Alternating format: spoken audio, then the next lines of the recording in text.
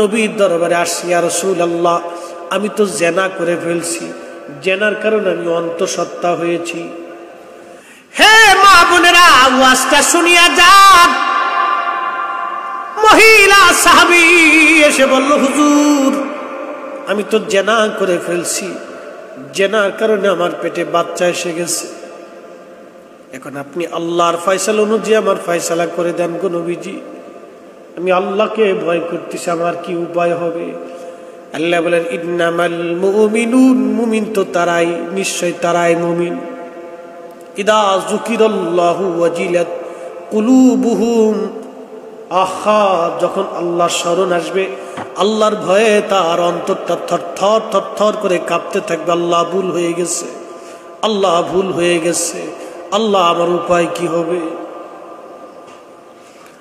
ওই মহিলা আসার পরে নবীজি বললেন, তোমার বাচ্চা প্রসব হওয়ার পরে আবার আসো। কারণ মহিলার অপরাধের জন্য তোর বাচ্চা অপরাধী হতে পারে না। বাচ্চাটা প্রসব হওয়ার পরে ওই নারী বাচ্চাকে কোলে করে নিয়ে আসছে। হুজুর আমার এই বাচ্চা কোলে করে আসতে বলেছিলেন, আমি আসছি। ইয়া রাসূলুল্লাহ আল্লাহর ফয়সালা অনুযায়ী আপনি আমার ফয়সালা করে দেন। নবীজি বলেন, বাচ্চার দুধ ছাড়ার পরে তুমি আসবে।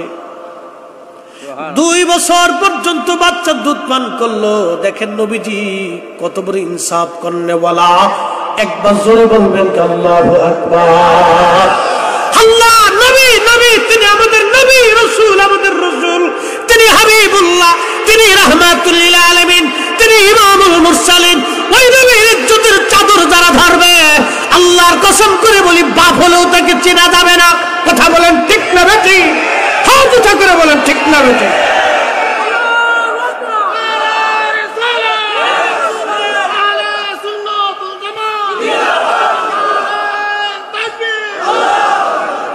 নবীর ইজ্জতের চাদর যে ধরবে, খোদার কসম মানা যাবে না।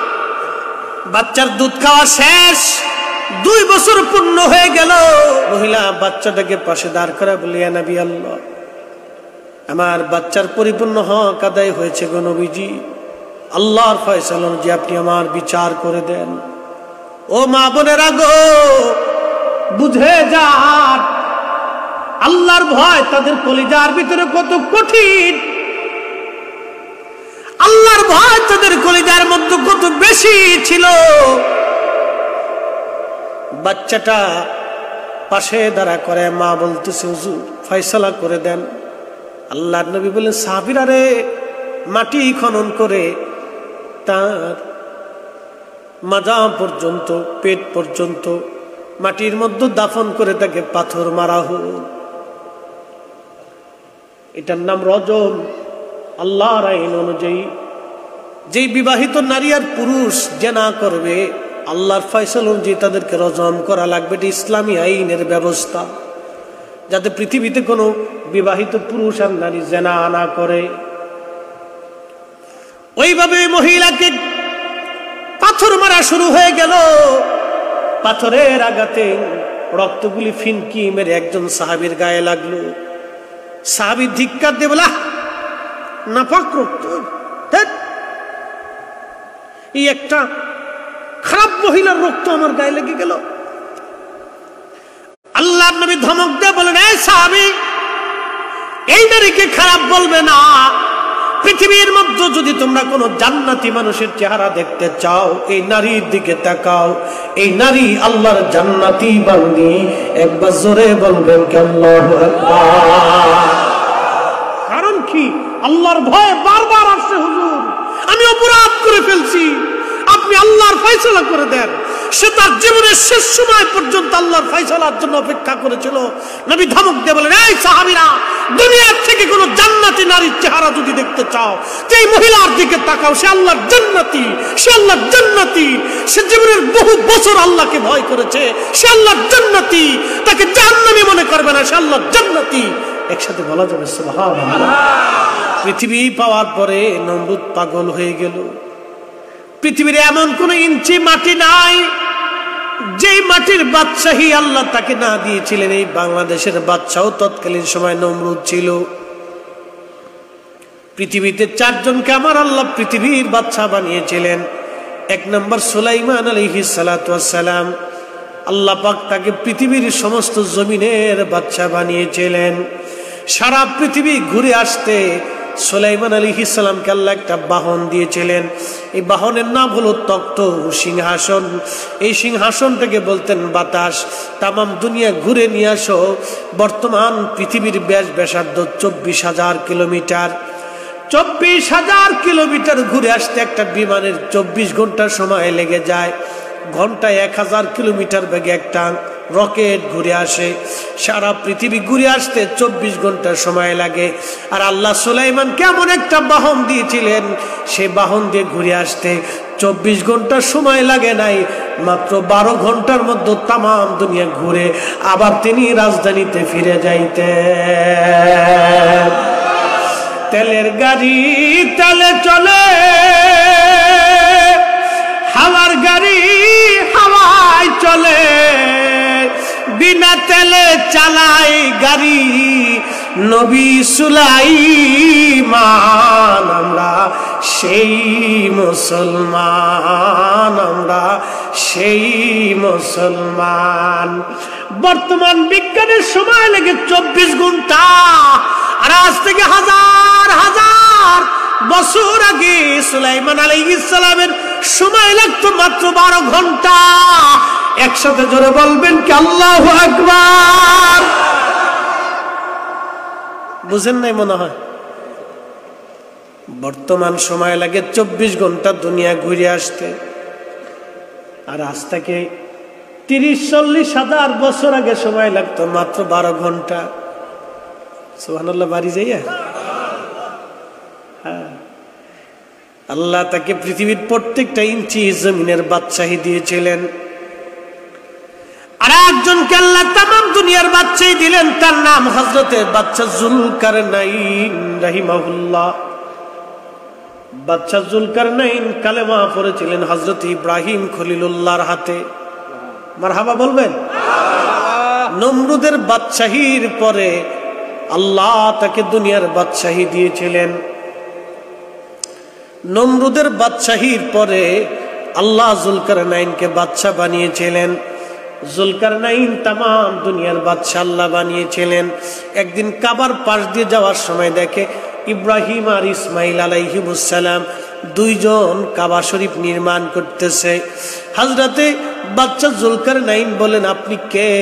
বলে, আমি জমানার খলিল ইব্রাহিম আলাইহিস সালাম। বলে, আপনি ইব্রাহিম কি করেন? বলে, আল্লাহর ঘর নির্মাণ করতেছি পুনরায়।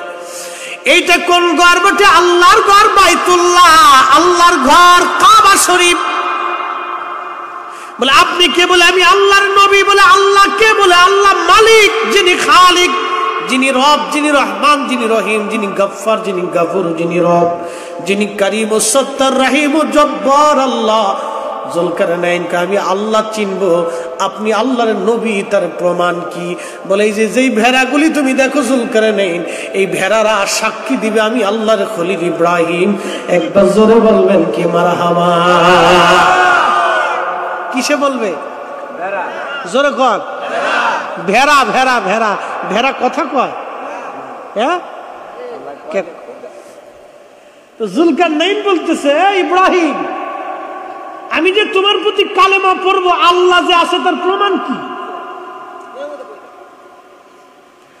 আল্লাহ যে আছে তার প্রমাণ কি? আমি কিভাবে বুঝবো তুমি আল্লাহর খলিল? ইব্রাহিম আলাইহিস সালাম কই যে ভেড়া দেখতেছো, ভেড়ায় কথা বলবে।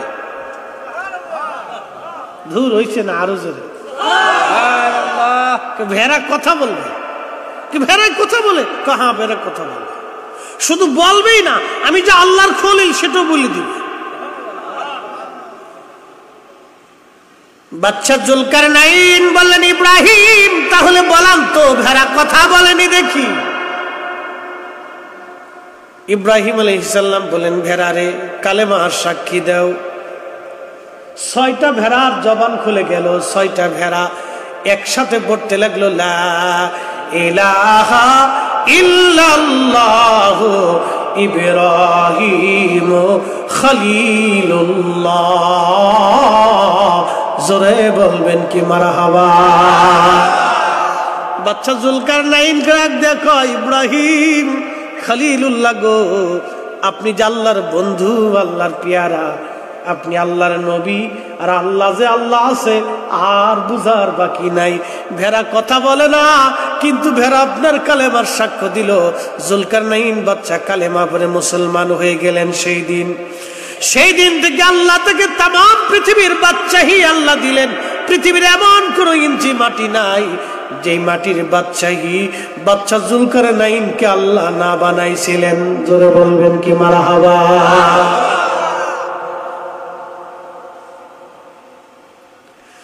দুইজন মুসলমানকে আল্লাহ তাম পৃথিবীর বাদশাহী দিলেন। আর একজনের নাম নমরুদ, আর একজন বাদশার নাম বখতে নসর। এই বখতে নসরের জমানা ছিল উজাইর আলাইহিস সালামের জমানায়। বখতে নসর খুব নিকৃষ্ট ছিল, সে শুধু মানুষ হত্যা করতে। বখতে নসর জুলুমবাজ ছিল। নমরুদ বিরাট বড় জুলুমবাজ। আল্লাহ 1000 বছর তারে হায়াত দিল। 1000 বছর 600 বছর পার হয়ে যাওয়ার পরে ইব্রাহিম খলিলুল্লাহর সঙ্গে 600 বছর পর্যন্ত পার হয়ে গেল। আহা, ইব্রাহিম আলাইহিস সালাতু ওয়াস সালাম, ইব্রাহিম খলিলুল্লাহ আলাইহিস সালাতু ওয়াস সালাম নমরুদের 1000 বছর আমার আল্লাহ পাক তাকে কি বললেন, 1000 বছর আল্লাহ পাক দুনিয়াতে বাঁচাইলেন। আল্লাহকে অস্বীকার করে বসে নিজেকে খোদাই দাবি করলো। আল্লাহ বলল, না না নে নমরুদ, তোরও আমি কায়দা মতো জুতা দিয়ে পিটাবো। আল্লাহর সাথে যুদ্ধ করতে যায় নমরুদ, নাকের মধ্যে আমার আল্লাহ পাক মশা ঢুকাই দিলেন। মশা বাহিনী আমার আল্লাহ পাঠাইলেন। নমরুদ মারার জন্য আল্লাহ মশা পাঠাইলেন। শাল্লাহ মশা মারার জন্য কামান আল্লাহ দাগান না। আল্লাহ বলেন, নমরুদ মারার জন্য আমার বিরাট সৈন্যের দরকার নাই, মশা আল্লাহ পাঠাইলেন। ওই যে মশা পৃথিবীতে আসলো, আর কোনোদিন আল্লাহ মশা উঠাই নাই। আজও পর্যন্ত মশা মানুষ খাইতে থাকে।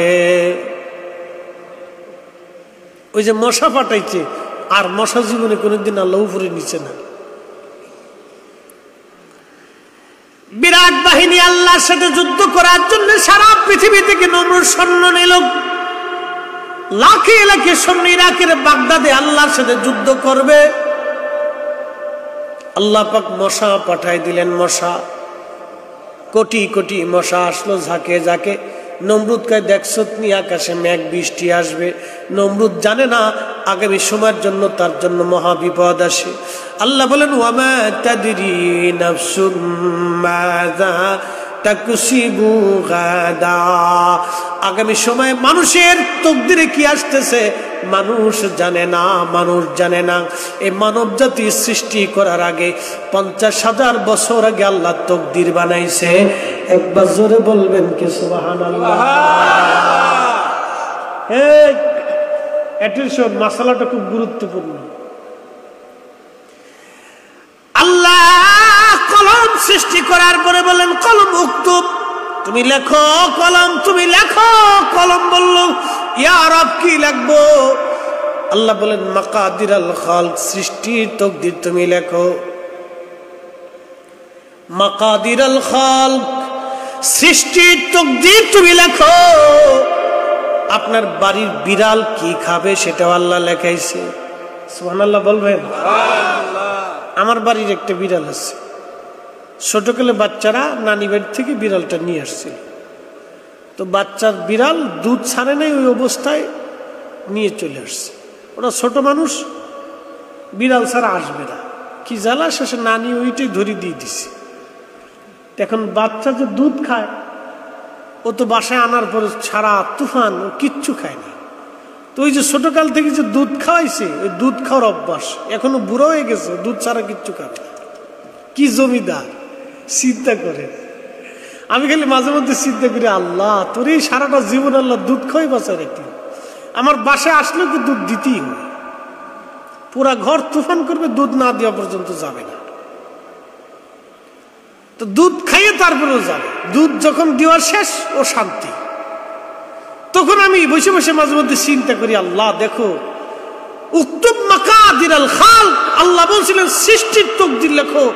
আমার ঘরে বিড়াল দুধ ছাড়া খাবার খাবে না, সৃষ্টির সেই সৃষ্টি করার 50,000 বছর আগে আল্লাহ লিখে রাখছে ও দুধই খাবে, ওর বরাত আল্লাহ দুধে লিখে রাখছে। একসাথে বলা যাবে না আল্লাহু আকবার? এটাই তাকদীর, এটা তাকদীর। মাঝে মধ্যে ওর দিকে তাকে বসে বসে ভাবি, আল্লাহ তুমি কত বড় রব চিন্তা করতে পারছো, আমার ঘরের দুধ খাইতেই হবে। ওই এখনো পর্যন্ত আমার বাসায় ভাত খায় না। আমি বহুত চেষ্টা করেছি ভাত খাওয়ানোর জন্য, অনেক কিছু দিয়ে, তরকারি দিয়ে, এটা দিয়ে সেটা দিয়ে, দুধ খাইতে হবে। আমি তখন বসে বসে ভাবি আর আল্লাহ কায়দাটা কি তোমার, দুধ খাইতেই হবে, ওর জন্য বরাদ্দ রেখে দেওয়া হয়েছে। এটার নাম তাকদীর। আপনার বাড়ির বিড়াল কি খাবে, কুকুরে কি খাবে, গাভীতে কি খাবে, পশু কি খাবে, সেই দিন হাদিসের মধ্যে বললাম আল্লাহর নবী ডাক দিয়ে বলেন, উম্মত রে, তোমরা যদি পাখিদের মতো আল্লাহর উপরে তাওয়াক্কুল করতা, পাখিদের মতো যদি তোমরা আল্লাহর প্রতি তাওয়াক্কুল করতা, পাখিরা সকালবেলা বের হইয়া বিকেলবেলা ঘরে ফেরার সময় তার পেট ভরে আল্লাহ পাঠায়। তোমরা যদি পাখিদের মতো আল্লাহর তাওয়াক্কুল করতা, তাহলে আমার মালিক আমার আল্লাহ তোমাদের ঘরের মধ্যে খাবার পাঠাইতো। হ্যাঁ হয়েছে না? আরো জোরে কর। আজকে আপনারা আমার দাওয়াত করছেন, ভালো মন্দ রান্না বান্না করছেন, খুব যত্ন করে রান্না হয়েছে, কিন্তু কারণ কোন আলেমের জন্য কিন্তু খারাপ রান্না হয় না।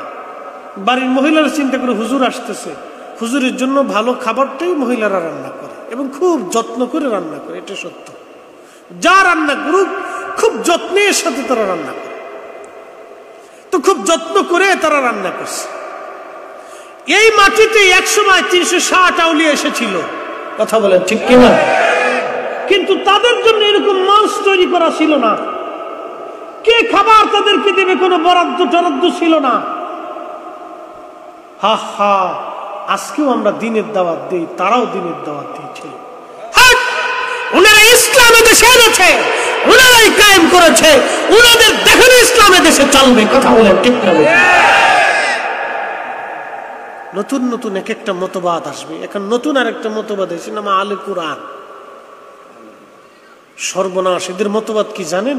এটা বলে কোরআন ছাড়া আর কিচ্ছু মানি না, নবীর হাদিস মানি না। আসতে কইলেন কেন? পায়খানার কোন ফিট ভালো কোন তো? হ্যাঁ, পায়খানা বাথরুমের কোন সাইড ভালো, উপরেরটা না নিচেরটা? দুটোটাই খারাপ না? তো আহলে কোরআন আর কাদিয়ানিরা কয় রাসূলুল্লাহ আখিরি নবী মানি না, আর আহলে কোরআনরা কয় আমরা রাসূলের হাদিস মানি না। তার মানে বোঝা গেল ওই পায়খানা ওরা একই রকম, এপিট আর ওপিট, দোনো পিঠে দুর্গন্ধ। কাদিয়ানি আর এই আহলে কোরআনের মধ্যে কোনো তফাৎ নাই, দুটোটাই বাতিল, ইহুদিদের দালাল, কথা বলেন ঠিক না? যে রাসূল মানে না সে মুসলমান হতে পারে কখনোই না। আল্লাহ কোরআনে বলেন আতিউল্লাহ ওয়া আতিউর রাসূল। মাসালাটা 5 মিনিটে বলে যা, আতিউল্লাহ, আল্লাহর ইত্তেবা করো।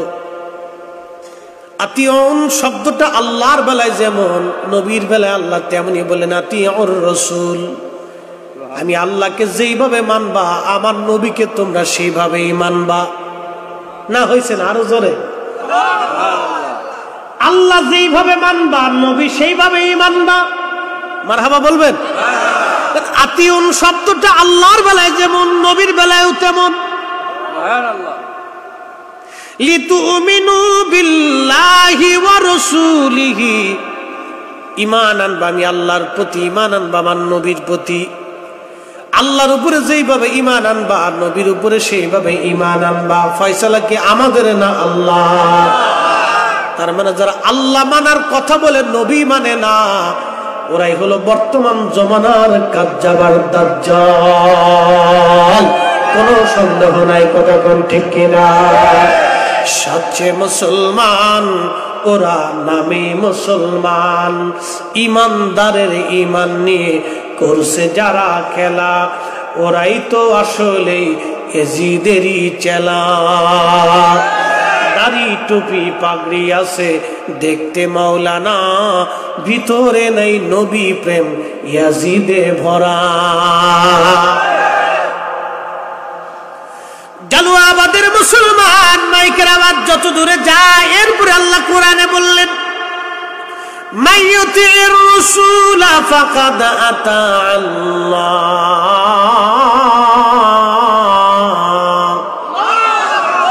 আল্লাহ বলেন আমার নবীর ইত্তেবা হলেই আমি আল্লাহর ইত্তেবা হয়। আমি আমার নবী মানলে আমি আল্লাহ মানা হয়ে যায়। সুবহানাল্লাহ কি বলবেন? নবী মানলে কাকে মানা হয়? নবী মানলে কাকে মানা হয়? আল্লাহ মানলে নবী মানা হয় না। যদি বলেন যে খালি আল্লাহ মানবো নবী মানবো না, তা হবে না। নবী মানলে আল্লাহ মানা হয়, নবী মানলে আল্লাহ মানা হয়।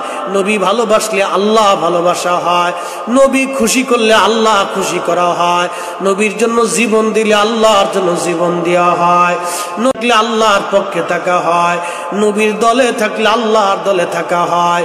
কবরে নামানোর সময় একটা দল বিসমিল্লাহি ওয়া আলা মিল্লাতি রাসূলিল্লাহ, বিসমিল্লাহি ওয়া আলা মিল্লাতি আওয়ামী লীগ, বিসমিল্লাহি ওয়া আলা মিল্লাতি বিএনপি, বিসমিল্লাহি ওয়া আলা মিল্লাতি জাতীয় পার্টি, এইগুলি কবরে নামানোর সময় বলা হবে না। একটাই দল বিসমিল্লাহি ওয়া আলা মিল্লাতি রাসূলিল্লাহ, নবীর দল। নবীর দল, নবীর দল মানে আল্লাহর দল। যে নবীর দলে থাকে সে আল্লাহর দলে থাকে। যারা আজকে আলে কোরআন নাম দিয়ে নবীর হাদিস অস্বীকার করে, ওরাই হলো বর্তমান জমানার দাজ্জাল। নতুন আমদানি হয়েছে। হ্যাঁ, সারা বাংলাদেশে বহু অনুসারী তাদের হয়ে গেছে, তলে তলে বোঝা যায়নি এতদিন, অনেক হয়ে গেছে। কারণ শয়তানের দল কিন্তু তাড়াতাড়ি বাড়ি হয়, কথা বুঝেন। কিন্তু আপনাদের জমিনে যখন ধান লাগান তখন আগাছা হয় না? তো আগাছা হওয়ার জন্য কি আলাদা চাষ করা লাগে, ওষুধ দেওয়া লাগে, বীজ বোনা লাগে? ওটা খালি এমনি হইতেই থাকে, দ্রুত হয়। কি কথা কন না কেন? এটা খালি হইতেই থাকে। তো এই সমস্ত বাতিল ফেরকা হলো আগাছা ইসলামে, এগুলি এমনি এমনি খালি হইতেই থাকে। এগুলি আমরা নিরেনি চালান মারতে হবে। কি কথা কন না কেন? নিরেনি চালান বুঝেননি? নিরেনি আপনাদের দেশে কি কয়? বাসারি। আমরা ফরিদপুরে কই নিরেনি। এই নিরেনি চালান মাইরে ধীরে পরিষ্কার করে একবার সাপ টাপ করে ফেলাইতে হবে। কি কথা কন না কেন? জোরে কর। এগুলো আগাছা আমাদের দেশে একটার পর একটা জন্ম নিতেছে ধর্মের ভিতরে। ও নবীর উম্মত, খুবই মনোযোগ দিয়ে শুনিয়া যান। এরকম কোরআনের প্রত্যেকটা আয়াতের দিকে যদি আপনি তাকান, আল্লাহ বলেন ওমাইয়ুতিল্লাহ ওয়া রাসূলহু, তোমরা আমি আল্লাহকে মানবে, আমার রাসূল মানবে। আল্লাহ মানার পরে নবী মানবে। কোরআন শরীফের 40টা জায়গায় আল্লাহ তার নামের সাথে নবীর নাম ব্যবহার করেছে। সুবহানাল্লাহ বলবেন? আচ্ছা বলেন, আল্লাহ কি ভুলে ভুলে লাগাইছে? হ্যাঁ, তার মানে বোঝা গেল যারা বলে আমরা কোরআন মানি নবীর হাদিস মানি না, ওরা মূলত আসলে কোরআন ওরাও মানে না। ঠিক কিনা? ওরাই অরিজিনাল কোরআন মানে না। আমরা যারা আহলে সুন্নাত ওয়াল জামাত, আমরা কোরআন মানি, নবী মানি, ওলি মানি। কথা কোন ঠিক কিনা? আমরাই সুন্নি, আমরাই হকের উপরে আছি, আমরাই আহলে সুন্নাত ওয়াল জামাত, আমরাই হকের উপরে আগেও ছিলাম, এখনো আছি, আগামীতেও থাকবো। আহলে সুন্নাত ওয়াল জামাতে যারা থাকবে তারাই হকের উপরে থাকবে। আহলে সুন্নাত ওয়াল জামাত থেকে যারা চলে যাবে, কিয়ামত পর্যন্ত আপনি আল্লাহ তালাশ করবেন, আল্লাহ পাওয়া যাবে বাপ। মরা লাগবে না? কতক্ষণ মরা লাগবে নি? যে মাটির উপরে আজ বসে আছেন, আগামী দিন এই মাটির নিচে ঘর হবে রে বন্ধু। আহা, যে মাটির উপরে আজ বসে আছেন, আগামী দিন এই মাটির নিচে ঘর হবে। জিন্দেগি তোর যাইরে ফাঁকি দিয়া রে সোনার আদম, জিন্দেগি তোর যায় ফাঁকি দিয়া। ও আদমরি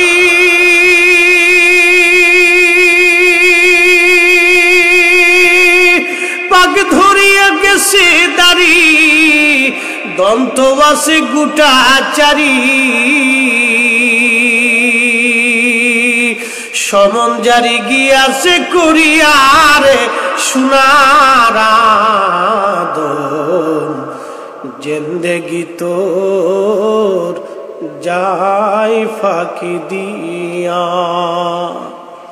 বাজানো, যে মাটির উপরে আজ বসে আছেন, ওই মাটির নিচে একদিন আমাদের ঘর হবে। চলে তো যেতেই হবে রব্বে কারিমের দরবারে।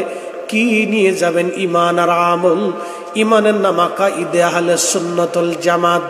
আমল নবীজির দেখানো বাতলানো রাস্তায় আমল করলে ওই আমলটাই হবে অরিজিনাল আমল। যারা আজকে বলতেছে আমরা কোরআন মানি, নবীর হাদিস মানি না, ওরা ওই আজকের জমানার থেকে না, এদের দল কিন্তু সেই খারিজি। হযরত আলী রাদিয়াল্লাহু আনহুর জমানায় এরা ছিল, এরা বলতো আমরা কোরআন মানি, অন্য কিছু মানি না। হযরত আলী বললেন, ও দুনিয়ার মানুষ, যতদিন পর্যন্ত শুধু বলবা কোরআন ছাড়া অন্য কিছু মানব না, আমি আলী যত সময় জিন্দা থাকবো তত সময় তোমাদের সঙ্গে আমি আলী যুদ্ধ করে যাব। এই খারিজদের সাথে হযরত আলী যুদ্ধ করেছিলেন। শুধু যুদ্ধই করেন নাই, এই খারিজি আব্দুর রহমান মুলজিম খারিজি হযরত আলীকে শহীদ করে দিয়েছিলেন। শুধু শহীদ করে ক্ষান্ত হয় নাই, জানেননি তার ইতিহাস। হযরত আলী রাদিয়াল্লাহু আনহু যখন শহীদ হয়ে গেলেন, তখন সাহাবায়ে কেরাম এই আব্দুর রহমানকে ধরে নিয়ে আসছে, তার পা কেটে ফেললো। পা কাটার সময় আব্দুর রহমান জিকির করে আল্লাহ আল্লাহ আল্লাহ আল্লাহ আল্লাহ আল্লাহ। বুঝেন, দেখেন ভক্ত কি জিকির করতেছে। সাহাবীরা ওর পা কাটার সময় জিকির করে আল্লাহ আল্লাহ আল্লাহ। হাত কাটতেছিল তখন জিকির করে আল্লাহ আল্লাহ আল্লাহ আল্লাহ। এরপরে সাহাবীরা চোখ উঠিয়ে ফেলল, এই গোষ্ঠীর সাথে চোখগুলি তার ঝুলে রইল। ইমাম ইবনে কাসির আল বেদায়ের মধ্যে লেখেন, এই চোখগুলি তার এখানে ঝুলে রয়েছে, তখনও সে জিকির করতেছে আল্লাহ আল্লাহ আল্লাহ আল্লাহ আল্লাহ। দেখেন, এই খারিজি বলতো কোরআন ছাড়া অন্য কিছু মানি না। এই জন্য হযরত আলী রাদিয়াল্লাহু আনহুকে শহীদ করেছিল হারামজাদা। হে মুসলমান, ঈমান বড় দামি জিনিস, অনেক মহা মূল্যবান জিনিস। হারায়া যদি চলে যান জীবনেও আর পাবেন না। জিকির করতেছে আল্লাহ আল্লাহ আল্লাহ আল্লাহ, সাহাবীরা গলা চিপ দিয়ে ধরছে। আব্দুর রহমান মুলজিম খারিজি ডাক দিয়ে বলে, সাহাবীরা আমার গলা চিপ দিলি কেন? বলে তোর জিহ্বা টেনে বের করে কেটে ফেলবো। বলে আমার জিহ্বা যে কাটবি, তোরা কি দেখিস না আমি আল্লাহ জিকির করতেছি? তোরা আমার পা কাটলি, হাত কাটলি, চোখ উঠাইলি, আমি যে আল্লাহ জিকির করতেছি, তোরা আমার জিহ্বাটা কাটিস না। চিন্তা করেন কত বড় ডাকাত। হযরত আলী রাদিয়াল্লাহু আনহুকে শহীদ করার পরে এই ডাকাতি আল্লাহর জিকির করতেছে। তার মানে বোঝা গেল এরকম ডাকাত বাংলাদেশে বহু আছে। জবানে জিকিরই থাকবে কিন্তু জান্নাত হবে না, কারণ ঈমান আকীদা আহলে সুন্নাত ওয়াল জামাতের মতো হয় নাই। কথা কর না কেন? নমরুদ আল্লাহর সাথে যুদ্ধ করার জন্য বিরাট সৈন্যবাহিনী জোগাইল। আল্লাহ পাক মশা পাঠায় দিয়া সৈন্যদের গায়ে মশায় যখন কামড় দেয়, সমস্ত রক্তগুলি চুষে নিয়ে গেল। এইভাবে হাজার হাজার লক্ষ লক্ষ সৈন্য মুহূর্তের মধ্যে ইরাকের বাগদাদে সব শেষ হয়ে গেল। লক্ষ লক্ষ সৈন্য মারা গেল। নমরুদ এবার তার বেডরুমের মধ্যে ফলাইছে। আল্লাহ পাক একটা ল্যাংড়া মশারের দাওয়াত দিছে, ও ল্যাংড়া, তুই তো ল্যাংড়া, যা ভালো ডারে পাঠাবো না, তুই যা নমরুদের শাস্তি দিয়া। নমরুদের কাছে পাঠাইছে, পাশে বসে রয়েছে মশা। মশা এবার নমরুদ কয়, ওরে তোর দলে আমারে খাইছিস, আমার সৈন্যবাহিনী খাই ফেলেছে, আজকে তোর বাসন নাই। ঠিক মশায় ফুরুত করে নাকের ভিতর দিয়ে ঢুকে মগজের মধ্যে চলে গেছে। সুবহানাল্লাহ বলবেন? মালিক কে? আরো জোরে বলেন কে? আল্লাহু আলা কুল্লি শাইইন কাদির।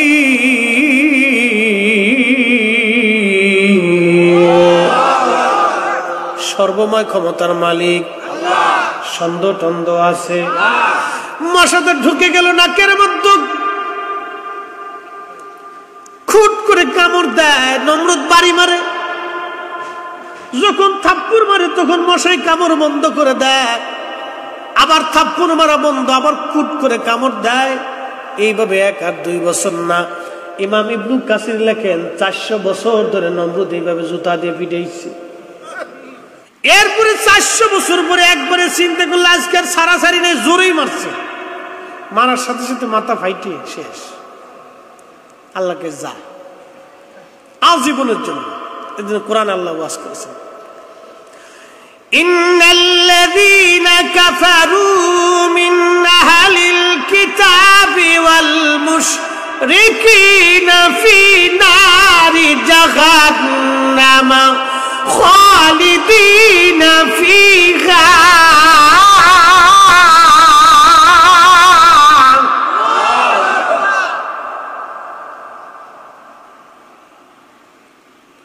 ইন্নাল্লাযীনা কাফারু মিন আহলিল কিতাবি ওয়াল মুশরিকিন ফি নারি জাহান্নাম খালিদিনা ফিহা। আল্লাহ বলছেন ওই জাহান্নামের ভিতরে তারা চিরদিন থাকবে। যারা মুশরিক, আল্লাহকে অস্বীকার করে, আল্লাহকে আল্লাহ বলে যারা মানে না, আল্লাহকে রহমান রহিম গফফার কারীম সত্তার রহিম জব্বার, আল্লাহ যে রব এটা যারা মানে না, আল্লাহ বলেন হাবিব জানায় দেন, উলাইকা হুম শাররুল বারিয়া, এরা জগতের মধ্যে নিকৃষ্ট, এরা নিকৃষ্ট, জাহান্নামে তারা চিরদিন থাকবে, তারা কখনো জান্নাতের সুঘ্রাণ পাবে না। নমরুদ দুনিয়ার থেকে 400 বছর পর্যন্ত আমার আল্লাহ থেকে জুতা দিয়ে পিটাইলো। 400 বছর, জোরে বলেন রবকে, আল্লাহ, মালিককে, আল্লাহ, রাজত্বকার আল্লাহ। আমরা যতই মনে করি আমার বিরাট বড় ক্ষমতা, না, ক্ষমতা হলেই ক্ষমতা দেখানো যাবে, টাকা হলে টাকার গরম দেওয়া যাবে না। টাকা আছে আজ কালকে নাই, নদীর এপার ভাঙ্গে ওপার করে, এই তো নদীর খেলা। সকাল বেলার ধনী রে তুই ফকির সন্ধ্যা বেলা, সকাল বেলার ধনী রে তুই ফকির সন্ধ্যা বেলা, নদীর এপার ভাঙ্গে ওপার করে, এই তো নদীর খেলা। সকাল বেলার ধনী রে তুই ফকির সন্ধ্যা বেলা, সকাল বেলার ধনী রে তুই ফকির সন্ধ্যা বেলা। আমাদের এলাকার একটা ছেলে, এরা হঠাৎ করে ধনী হয়ে গেল, অনেক ইন্ডাস্ট্রি হলো, আহা, তাদের একটা ইন্ডাস্ট্রিতে একটা বৃদ্ধ কাজ করত। ওই ছেলেটার তাকব্বরি জ্বালায় এমন অবস্থা হয়ে গেল, ওই বৃদ্ধ লোকটাকে সে মেরেছিল। আল্লাহর কসম, ওয়ার সাক্ষী, বেশি দিন টিকতে পারে নাই, কোটি কোটি টাকা ছিল, বাঁচতে পারে নাই। বৃদ্ধরে যেই দিন মারছিল, থাপড়াইছিল, আহা, সেই দিন বৃদ্ধ চোখের পানি ছেড়ে বদদোয়া করেছিল। ওই দিন বিকেল বেলা থেকে তার জ্বর আসলো, ঢাকার সবচেয়ে বড় ডাক্তারের হসপিটাল দিয়েও তাকে বাঁচাইতে পারে নাই। আগামী 3 দিনের মধ্যেই দুনিয়ার থেকে সে বিদায় হয়ে গেছে। নদীর এপার ভাঙ্গে ওপার করে, এই তো নদীর খেলা। সকাল বেলার ধনী রে তুই ফকির সন্ধ্যা বেলা। কুলিল্লাহুম্মা মালিকাল মুলকি তুতিল মুলকা মান তাশা।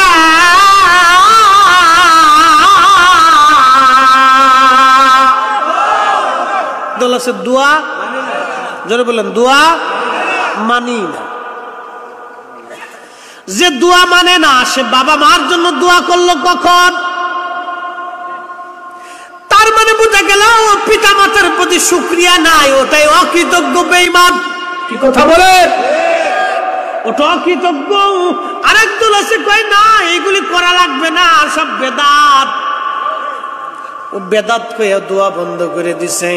আমি মাঝে মধ্যে বলি, আমাদের এলাকায় ফরিদপুরে একটা রেওয়াজ ছিল, গাছে যখন আম আসতো, কাঁঠাল আসতো, তখন ওই আমাদের দেশে একজন মৌলভী সাহেব ছিল, আমাদের গ্রামে কুমিল্লায় বাড়ি ছিল।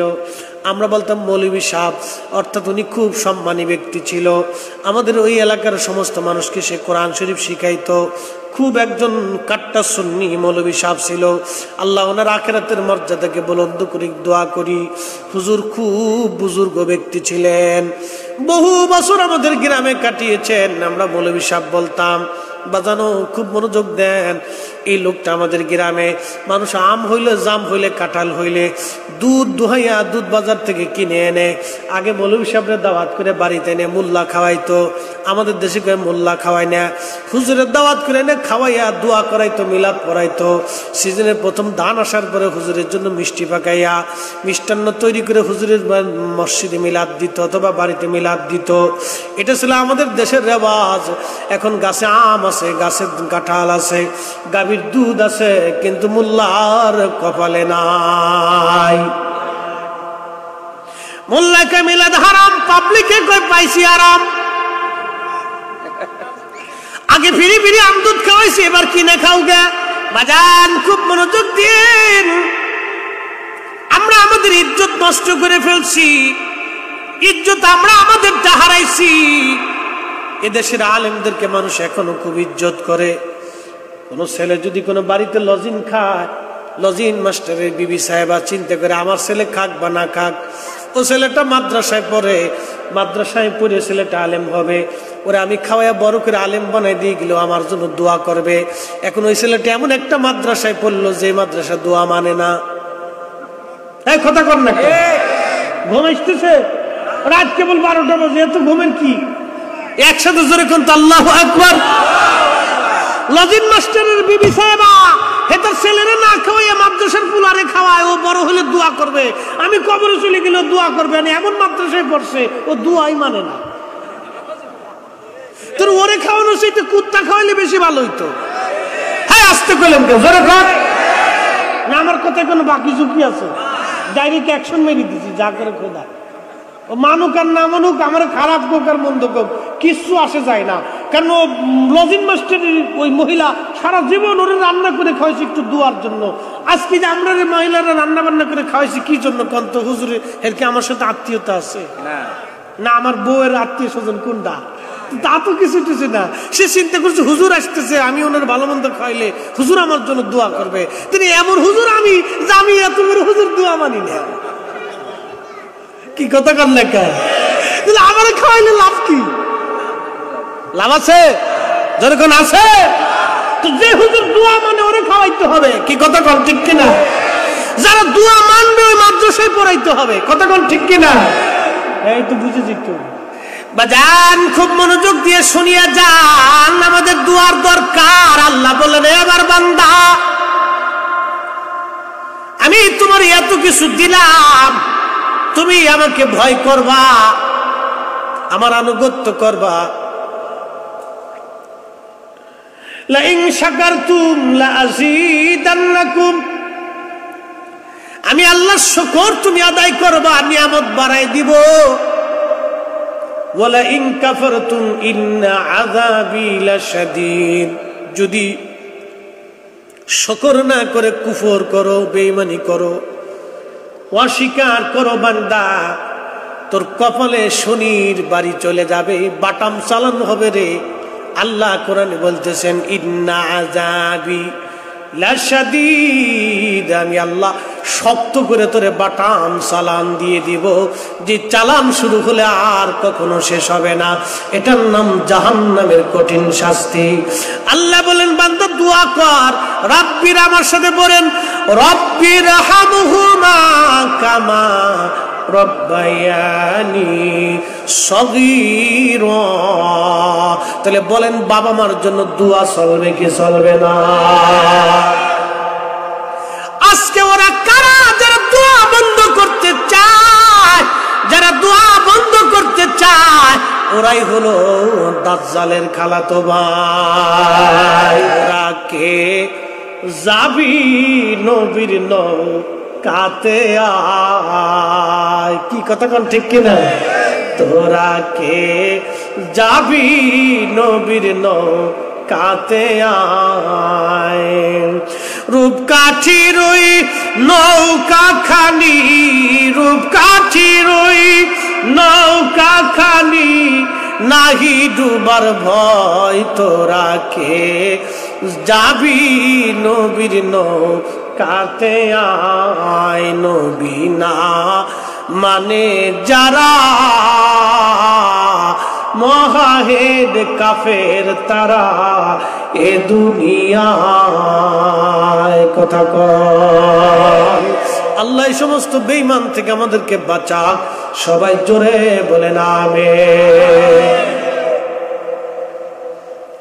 এই জন্য আল্লাহর শুকর আদায় করা লাগবে। শুকর আল্লাহর পরে বাবা মার শুকরিয়া করতে হবে, কৃতজ্ঞতা আদায় করা লাগবে। প্রশ্ন রাখবেন মুফতি ফরিদি হুজুর, বাবা মা মরে গেছে কি করে আদায় করব? যদি চলে যায় বাবা মা কবরে, মাঝে মধ্যে কবরের পাশে যে দাঁড়ায় যাবে, কবরের পাশে দাঁড়ায় সূরা ফাতিহা, সূরা ইখলাস, সূরা তাকাসুর, বিভিন্ন সূরা, সূরা ইয়াসিন আর রহমান দোয়া দুরূদ পড়ে দুইটা হাত বাড়ায়া বাবা মার জন্য দোয়া করবেন। আল্লাহ আল্লাহ নবীজি বলেন সাহাবীরা কিয়ামতের ময়দানে আল্লাহ তোমাদেরকে ওই বাবা মার হক আদায়কারী সন্তান হিসেবে কবুল করবে, যে সন্তান আউওয়ালাদিন সলিহিন ইয়াদউ লাহু, বাবা মা মরে যাওয়ার পরে যে নেক সন্তান বাবা মার জন্য অধিক পরিমাণে দোয়া করবে। কিয়ামতের মাঠে থেকে আল্লাহ বাবা মার হক আদায়কারী হিসেবে কবুল করে নেবে। আর যে সন্তান বাবা মার হক আদায়কারী হিসেবে কবুল না হবে, মক্কার ইমাম সাহেব হলো নাজাতের রাস্তা। এই আসতে কইলেন কে জোরে কর। মদিনার ইমাম সাহেব হলো নাজাতের রাস্তা। নাই নাই নাই নাই নাই, বলে কোরআন মিথ্যা হয়ে যাবে, আল্লাহ রাসূলের জবান মিথ্যা হয়ে যাবে। এই জন্য আপনাদেরকে বলে দিয়ে যাই, আল্লাহর কৃতজ্ঞতা আদায় করার পরে বাবা মার কৃতজ্ঞতা আদায় করা লাগবে। এই জন্য আল্লাহকে ভয় করার মতো ভয় করা লাগবে। এরপরে আল্লাহ পাক বললেন, ইন্নামাল মুমিনুনাল্লাযীনা ইযা যুকিরাল্লাহু ওয়াজিলাত কুলুবুহুম। আল্লাহ বলেন মুমিন তো তারাই যাদের অন্তরে আল্লাহ স্মরণ আসার সঙ্গে সঙ্গে তাদের অন্তরগুলি আল্লাহর ভয়ে থরথর থরথর করে কাঁপতে থাকে, যে আল্লাহ আমি ভুল করে ফেলছি, আল্লাহ আমার ভুল হয়ে গেছে। وَإِذَا تُلِيَتْ عَلَيْهِمْ آيَاتُهُ زَادَتْهُمْ إِيمَانًا।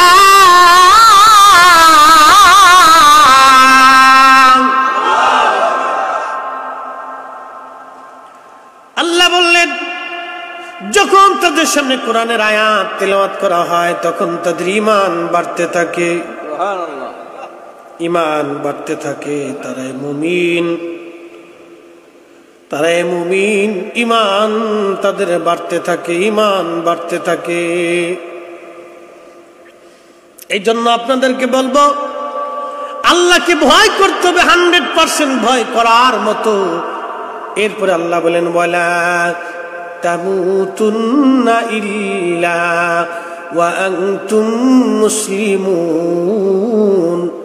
বান্দারে তুমি তো কবরে আজ অথবা কাল আসবা, কিন্তু কবরে আসার আগে মুসলমান না হয়ে আইসো না, পরিপূর্ণ মুসলমান হয়ে আসো। কবর বড় ভয়াবহ জায়গা, পরিপূর্ণ মুসলমান হয়ে কবরে আসো। ভাই বন্ধু আপনজনা সঙ্গে তোমার কেউ যাবে না রে,